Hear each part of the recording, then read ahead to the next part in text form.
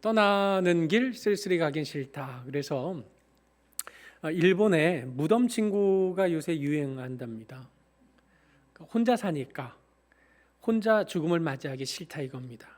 그리고 또 내가 가고 나면 내 무덤은 누가 관리해 주나? 그래서 누군가가 함께 해주기를 원한다는 겁니다.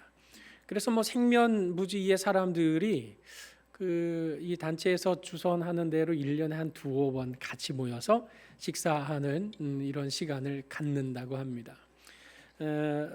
현대 문명이 발전하고 발달하면서 많은 풍요로움을 누리고 있지만 실상 사람들의 내면은 어떻습니까? 홀로 외로이 살아야 한다는 것에 대한 이런 불안을 늘 가지고 있는 것 같습니다. 이게 그래프가 잘 안 보이시겠지만 우리나라도 이제 곧 따라갈 것 같습니다. 지금 저 빨간 그래프가 모든 가구들 중에 1인 가구 숫자 비율을 말하고 있는데요. 작년에 우리나라 1인 가구 비율이 무려 36%에 육박했습니다. 그러니까 두 집 건너 하나에는 반드시 혼자 사는 집이 있는 그런 시대가 된 겁니다. 그러니 편의점이든 마트든 1인 가구를 위한 소포장된 제품들이 많이 나오지 않습니까? 실제로 영국에서는 2018년에 외로움부 장관직을 신설했어요. 외로움 당하는 사람들이 사회적인 어떤 비용을 지출을 더 많이 하게 만드는 거죠. 이제 여러 가지 모습으로. 그래서 이 외로움을 감당하기 위한 특별한 부서를 신설을 해서 거기에 이제 장관을 임명을 하기까지 했던 겁니다. 사람은 혼자 살 수 있을 것 같지만 실상은 혼자 살기 어려운 존재가 사람인 것 같습니다. 기독교 심리학자이기도 하고 저술가이기도 한 이 폴 투르니에라는 분이 강자와 약자라는 아주 유명한 책을 저술하셨습니다. 이 강자와 약자에서 이 폴 투르니에는 혼자서는 절대 할 수 없는 것이 두 가지가 있답니다. 뭐가 있을까요? 한 번 더 여운이에게 기회를 준다면 혼자서는 절대 할 수 없는 것이 두 가지 있는데 그 중에 하나가 뭐가 있을까요? 힌트는 너가 제일 하고 싶은 거예요. 에? 뭐 얘기했잖아요. 결혼. 그렇죠. 여운이가 제일 하고 싶은 게 결혼인데 아무튼 혼자서는 절대 할 수 없는 그 두 가지 중에 하나가 결혼 맞습니다. 그리고 또 하나가 뭐냐? 그리스도인이 되는 것입니다. 그리스도인이 되는 것은 누군가가 복음을 전해 주어야 합니다. 그리스도인으로 생명을 얻고 살아나기 위해서는 누군가의 도움이 필요한 것입니다. 그래서 그리스도인이 되는 것, 이것은 절대 혼자서는 할 수 없는 일입니다. 그리스도인이 되는 것, 그야말로 교회를 통해서 이루어지는 것인데 우리가 지난 시간에 성도의 믿음도 또 교회 생활도 고수가 있고 하수가 있다고 말씀드렸습니다. 지난 시간에 우리가 나눈 것은 바른 말씀을 따르고 순종할 줄 아는 교회가 믿음과 신앙의 진정한 고수이다라고 함께 말씀을 나눴습니다. 오늘은 두 번째로 좋은 교회는 과연 어떤 교회인가? 교회라고 하는 것은 과연 어떤 곳인가? 함께 본문을 통해서 상고하는 가운데 신앙의 고수, 또 진정한 고수가 되는 교회의 비결, 이것이 무엇인지 함께 말씀을 통해 나누려고 합니다. 오늘 다니엘의 본문의 배경은 바벨론 시대를 배경으로 하고 있습니다. 당시 고대 근동 지역의 패권 국가가 바로 이 바벨론이었는데 그 가운데 느부갓네살이 왕이 된 지 2년 차 되던 해를 오늘 다니엘서 2장에서는 배경으로 삼고 있습니다. 하루는 이 느부갓네살이 악몽을 꾼 겁니다. 이 악몽이 얼마나 심각했던지 오늘 1절의 말씀에 보면 그가 지금 느부갓네살이 꿈을 꾸고 그로 말미암아 마음이 번민했던 겁니다. 얼마나 번민했습니까? 잠을 이루지 못할 정도로요. 깼는데 이거 도대체 이게 뭔 꿈이냐, 이게 무슨 꿈이냐 하고 마음이 심란해서 잠을 이루지 못하고 있었던 것입니다. 외적으로 고대근동 국가의 고대근동의 패권 국가의 왕이지 않습니까? 가지지 못할 것이 뭐 있었겠습니까? 하지 못할 일이 뭐 있겠습니까? 날아다니는 새도 떨어뜨릴 수 있을 만큼 그 권세는 대단했던 것입니다. 그렇게 외면으로는 화려해 보였지만 그 내면에는 결핍된 것이 있었는데 그에게 불안과 두려움을 어찌할 길이 없었던 것입니다. 그래서 바로 다음 날 아침 일찍 왕이 그의 꿈을 자기에게 알려주도록 박수와 술객과 점쟁이와 갈대아 술사를 불렀다라고 기록합니다. 뭔 점쟁이를 부르나 라고 우리는 생각하겠지만 그 당시로서 이 사람들은 가장 많이 공부하고 가장 많은 지혜를 가지고 있는 사람들로 이렇게 존중받던 이른바 자문위원들을 부르게 되었던 것입니다. 그래서 이 사람들이 왕 앞에 나오게 되었고 이 사람들이 그 왕에게 제안을 하는 겁니다. 뭐라고 제안합니까? 왕께서 꾸신 그 꿈을 우리에게 말씀해 주시면 우리가 해몽집을 가지고 해석해 드리겠습니다. 이렇게 말했던 것입니다. 그런데 지금 느부갓네살은 그 꿈 내용을 이렇게 고분고분 말해줄 생각이 없었던 것 같습니다. 그 5절로 6절에 보면 이 채찍과 당근을 제시하는데요. 내가 명백히 명령을 내렸다. 어떤 명령을 내렸나? 너희가 만일 꿈과 그 해석을 내게 알게 하지 아니하면, 내 꿈 내용도 맞춰야 되고 꿈의 해몽도 내게 알게 하지 아니하면 너희 몸을 쪼갤 것이고 너희만 끝나는 것이 아니라 너희 집을 거름더미로 만들어 버리겠다. 이 거름더미는 뭐입니까? 그러니까 한마디로 그 혈족을 다 멸해 버리겠다는 거거든요. 그 가문을 완전히 끝장내 버리겠다는 그런 말입니다. 그런데 만약에 꿈도 알아맞히고 해석도 한다면 너희가 선물과 상과 큰 영광을 내게서 얻을 수 있다라고 이렇게 채찍과 당근책을 내놓았던 것입니다. 여러분, 그냥 느부갓네살이 쉽게 나 이런 꿈 꿨어, 해몽 좀 해줘 이렇게 얘기하면 얼마나 쉽습니까? 그런데 지금 왜 자기 꿈 내용을 말해주지 않는 것입니까? 뭐 여러 의견들이 있습니다.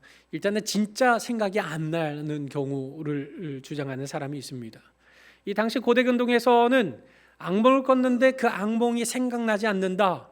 그건 신에게 저주받은 걸로 여겼습니다.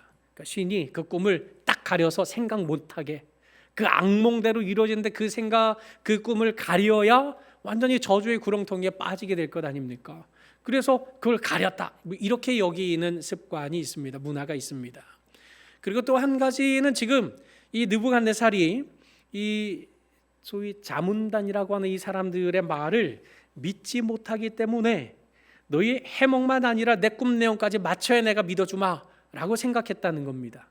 그 근거는 이제 9절 하반절에 이렇게 말하고 있습니다. 너희가 거짓말과 망령된 말을 내 앞에서 꾸며 말하여 때가 변하기를 기다리고 있는 건 아니냐.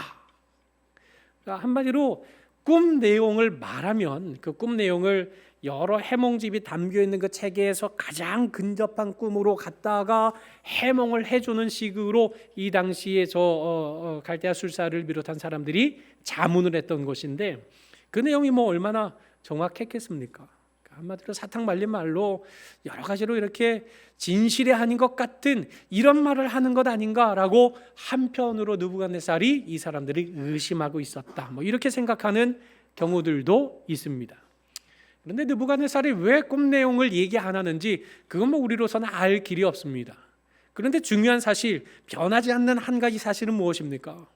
겉으로 화려한 모양과 권세를 가지고 있는 그런 느부갓네살이었음에도 불구하고 내면에는 심각한 불안, 두려움에 사로잡혀 있었다는 사실입니다.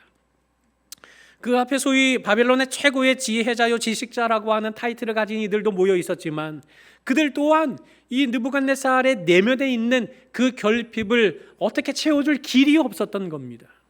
이 사람들도 도무지 왕이 꿈 내용을 말해주지 않는데 거기에 대해서 뭔가 위로를 할 길이 없었던 겁니다.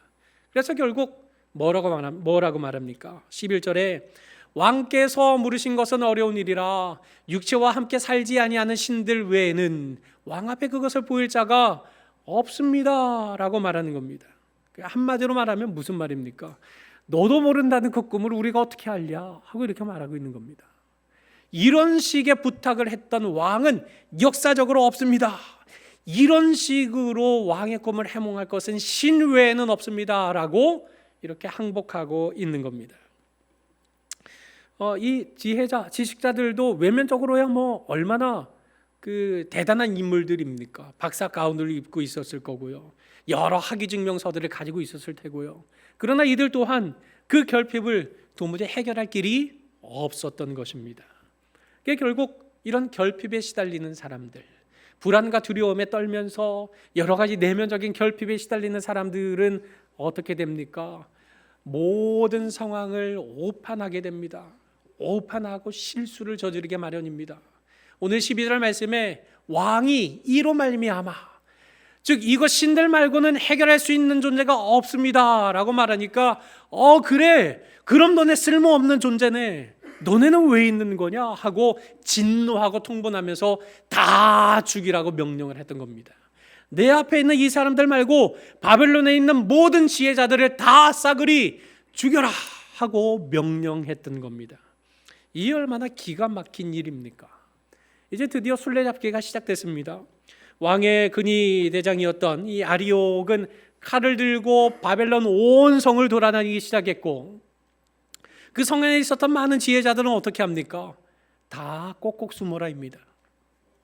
아리옥의 눈에 걸리기만 하면 어떻게 됩니까? 죽는 겁니다.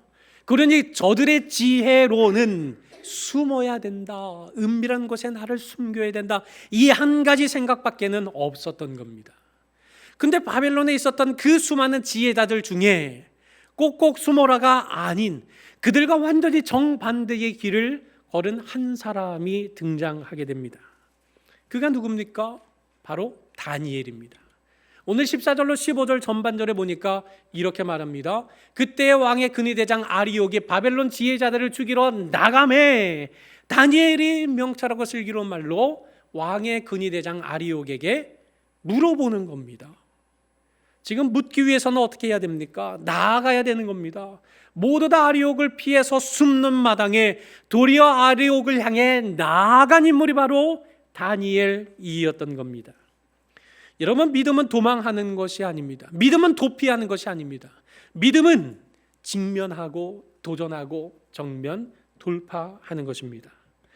그러나 정면 돌파하는 것이 믿음이라고 해서 이 믿음이라고 하는 것이 무식한 것을 의미하거나 내지는 무모한 도전을 말하는 것은 결단코 아닙니다. 오늘 다니엘이 아리옥에게 묻습니다. 어떻게 묻습니까? 명철하고 슬기로운 말로 묻습니다. 내가 어떻게 말을 해야 자극하지 않고, 내가 어떻게 말을 해야 이 상황에 대한 전반적인 것을 확인할 수 있는가? 지혜로운 말로, 명철하고 슬기로운 말로 그렇게 하나님의 뜻을 이루기 위하여 나아갔던 것입니다. 그러자 아리옥이 다니엘에게 다 설명합니다. 구구절절. 그러니 이 다니엘이 지금 어떻게 합니까? 이제는 왕 앞에까지 나아가게 됩니다. 살인의 명령을 내린 당사자 앞에까지 가서 구합니다. 시간을 주십시오. 오늘 주거나 내일 주거나 마찬가지이지 않습니까? 시간을 조금 주십시오.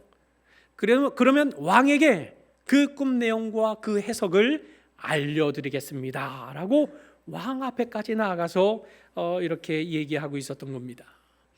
모두가 두려움 속에 피하는 것이 상책, 꼬리를 감추는 것이 지혜로운 길이다 라고 생각하던 바로 이 상황에 다니엘은 도리어 역으로 그 사람들을 향해 나아가고 도전하게 되었던 이유가 어디에 있겠습니까? 다니엘은 도망칠 줄 몰라서 그런 것이겠습니까? 다니엘은 그 칼이 두렵지 않아서 그리 했던 것이겠습니까? 아니요, 그렇지 않습니다.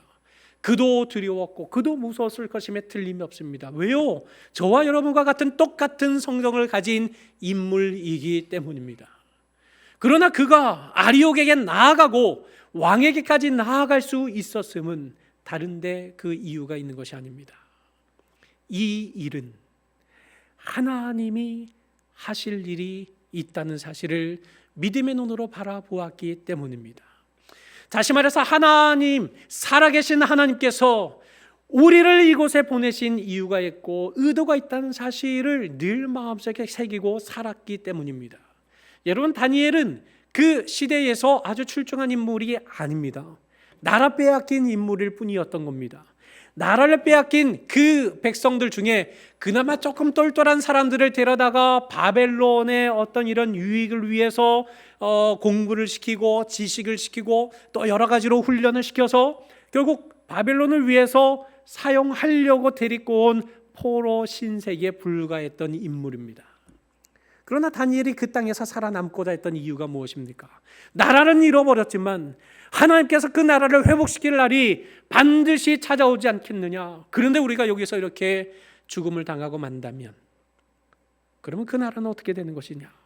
하나님이 우리를 이렇게 죽이실 리가 없다. 물론 그리 아니하실지라도 우리는 하나님을 찬양하겠지만, 그러나 우리가 지금 여기에서 살아남아야 할 명백한 이유가 있다. 하나님을 회복시키실 그 나라 때문에 우리는 살아야 된다. 하나님이 이 일을 하실 때에는 명백히 하나님이 하고자 하시는 일이 있다라는 사실을 믿음의 눈으로 굳건하게 바라보았던 까닭에 지금 모두가 숨는 이 상황에 도리어 그 문제를 향하여 도전하고 있는 장면을 발견하고 있는 겁니다. 다니엘 곳곳에서 고백하고 있습니다. 지혜와 능력이 그에게 있다, 하나님에게 있다라는 사실을 다니엘은 명백히 믿었습니다.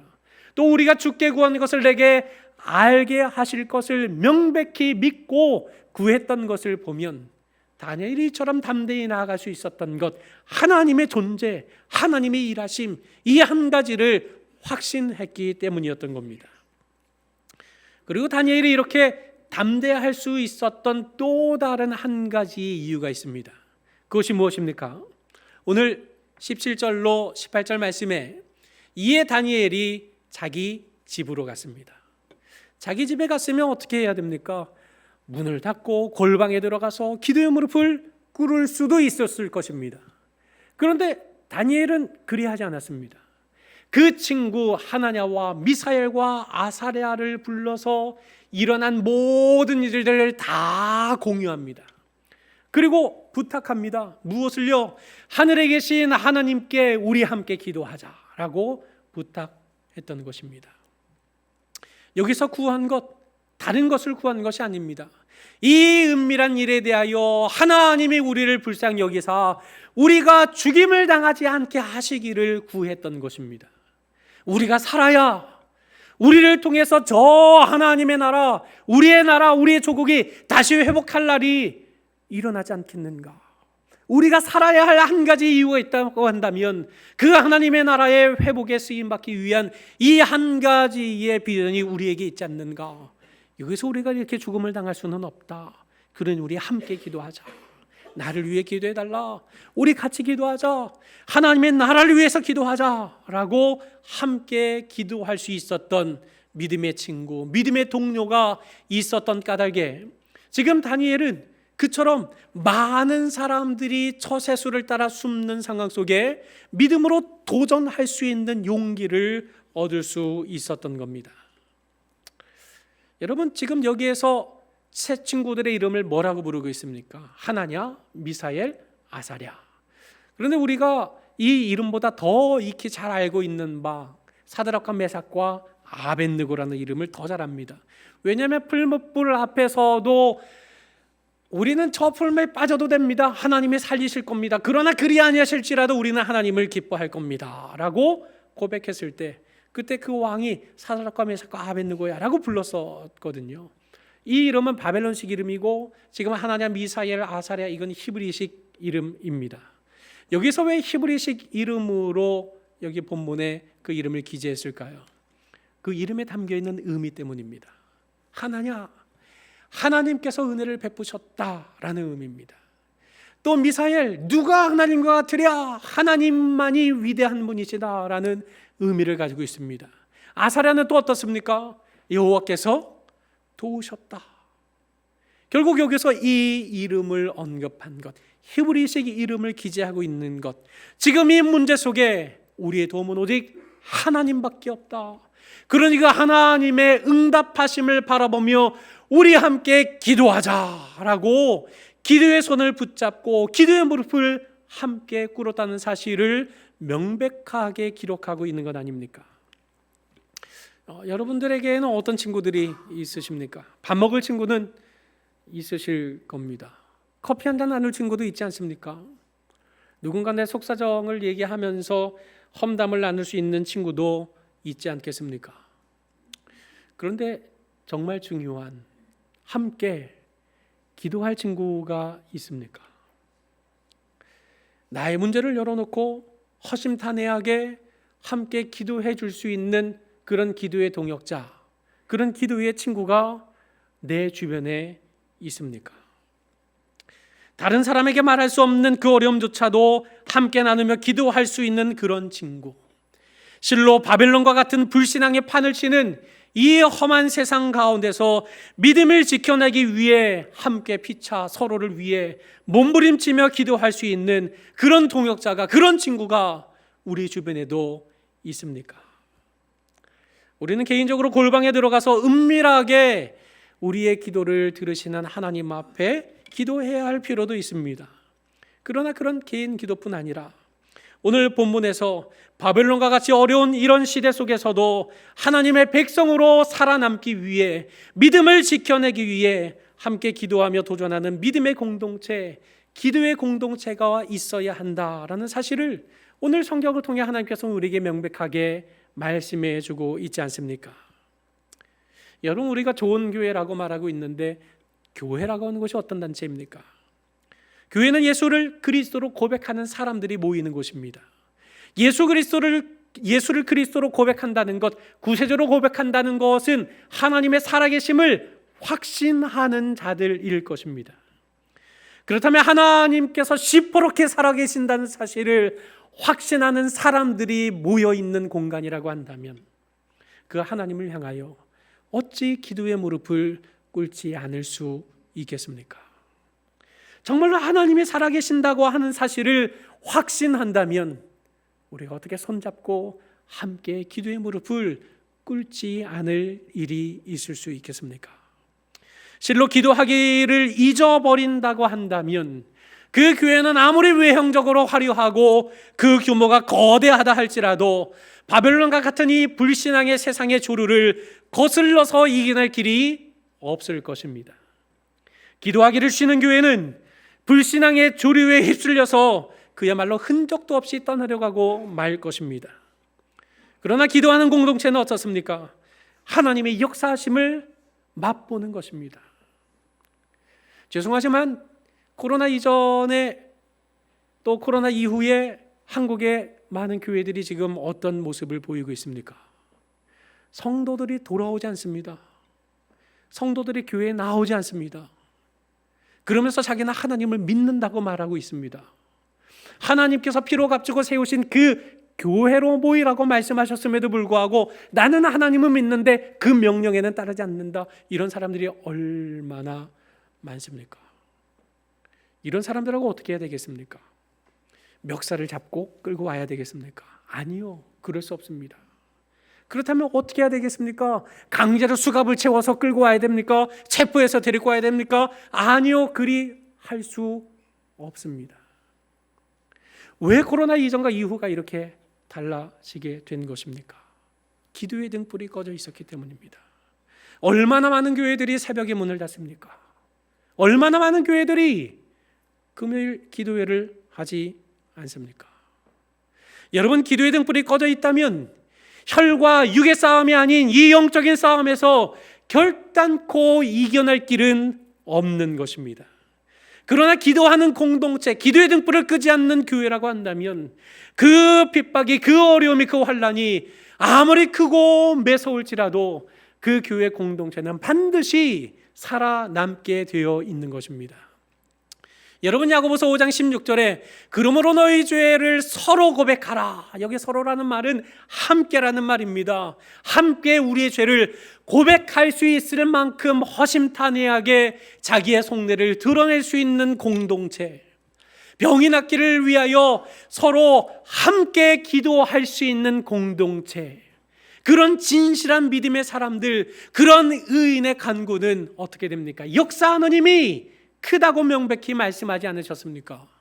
예수님께서 마태복음 18장 19절로 20절에 너희 중에 두 사람이 땅에서 합심하여 무엇이든지 구하면, 기도하면, 합심하여 기도하면 하늘에 계신 내 아버지께서 그들을 위하여 이루게 하시리라. 두세 사람이 모인 그 작은 모임일지라도 내 이름으로 모인 그곳에 나도 그들 중에 있다라고 명백하게 약속해주고 있지 않습니까? 여러분, 이처럼 함께 서로를 위해서 기도하는 교회, 특별히 바벨론과 같은 이 불신 세상의 한복판에서 서로의 믿음과 생명을 위해 함께 기도의 무릎을 꿇을 줄 아는 교회가 된다면 그야말로 더 좋은 교회가 어디에 더 있겠습니까? 오늘 다니엘 2장에 우리가 세 친구와 다니엘이 함께 기도했다는 사실을 우리가 초점에 두고 있어서 그 이하의 내용을 우리가 살펴보지는 않지만, 그러나 25절 이하의 말씀을 보면 기어이 하나님께서 그 꿈의 내용도 알려주시고 그 해몽의 내용도 알려주시고 그들이 합심하여 간구한 내용에 약속대로 응답해 주셔서 결국 마침내 다니엘과 이 세 친구가 바벨론의 여러 도를 다스리는 그런 놀라운 은혜와 상급까지 받게 되었던 것을 우리는 확인할 수 있습니다.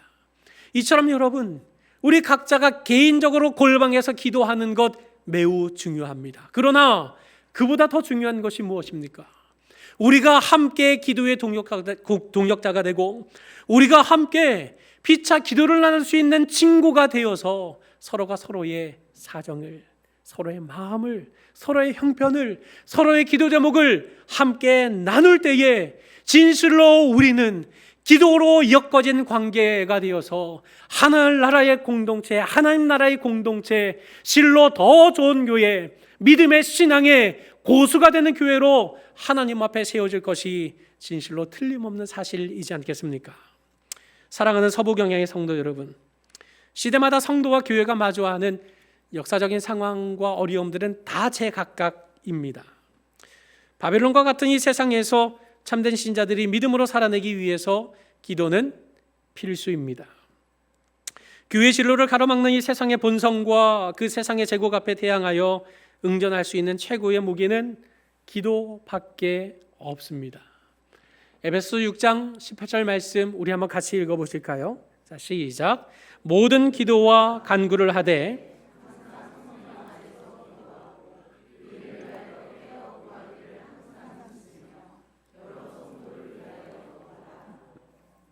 지금 여러 성도를 위하여 구하라. 교회를 위하여 구하라. 우리 성도들, 믿음 연약한 자들이 온전하게 설 수 있도록, 질병으로 고통당한 자들에게 치유의 은혜가 있도록, 자녀로 인하여서 애달파하고 있는 그 모든 부모님의 마음을 주님께서 위로해 주시도록, 우리의 자녀들이 이 험한 악한 세상의 주류에 떠날려 가지 아니하고 기록된 말씀에 견고하게 굳게 설 수 있도록 여러 성도를 위하여 함께 기도하라는 겁니다. 어떻게 해요? 항상이요. 어떻게 해요? 힘쓰면서요. 기도해야 되는 사실을 모르는 그리스도인이 있겠습니까? 기도해야 한다는 사실을 정말 알지 못하는 신앙인이 있겠습니까? 그런데도 우리가 기도의 자리로 나아가지 않는 이유가 무엇입니까? 힘쓰지 않기 때문입니다. 기도에 힘쓸 때 우리는 기도의 자리로 나아갈 수 있는 것입니다. 여러분, 지금 우리는 거대한 세상 제국의 도전에 직면하고 있습니다. 반기독교적인 문화, 반기독교적인 정서, 포괄적 차별 금지법을 비롯해서 여러 동성애 이슈라든지 이런 많은 것들이 우리가 상상하는 것 이상으로 우리 삶의 곳곳에 침투해 있는 것을 우리가 어렵지 않게 발견하고 있지 않습니까? 이런 험한 악한 세상의 조류가 우리 참된 신자들을 어찌하든지 삼키려고 허시탐탐 귀를 노리고 있는 이때에 이런 사탄의 제국에 도전해서 승리할 수 있는 길은 오로지 우리가 함께 합심하여 기도하는 이 길밖에 없는 것입니다. 그런 까닭에 여러분의 가정이 함께 합심하여 기도하는 공동체가 되어야 합니다. 부부가 서로를 위해서 기도하고 자녀를 위해서 기도하는 그런 기도의 공동체가 되어야 합니다. 나 홀로 서 계십니까? 우리 성도들에게, 기도의 동역자에게 기도를 부탁하십시오. 나를 위해 기도해 주십시오. 우리의 아들이, 우리의 딸이 교회에 나올 수 있도록 도와주십시오. 기도해 주십시오. 왜 이런 기도 부탁을 해야 됩니까? 우리의 싸움은 혈과 육의 싸움이 아니라 악한 영과의 싸움이기 때문에 그렇습니다. 우리가 미신적으로 아들 소지품 하나 여기에 품고 막 이렇게 기도하는 거, 그거 미신적이다라고 이렇게 판단하시는 분들도 있는 것 같습니다. 저는 그러나 그런 사실들에 대해서 판단하고 싶지 않습니다. 늘 아들의 옷까지 하나씩 꼭 가지고 오시는 분이 계셨습니다. 그거가 미신이야, 그냥 기도해도 하나님이 다 아셔. 물론입니다. 그거 그렇게 하지 않아도 하나님이 다 아십니다. 그런데 그 물품을 가지고 오기까지 그 어머니의 심정이 어떻겠습니까? 얼마나 이 자식을 하나님 앞으로 데리고 오고 싶은 마음이 간절하면 그 아들의 소지품을 꼭 가지고 와서 하나님, 내 아들이 꼭 교회 나와야 됩니다 라고 그렇게 눈물로 기도하겠습니까?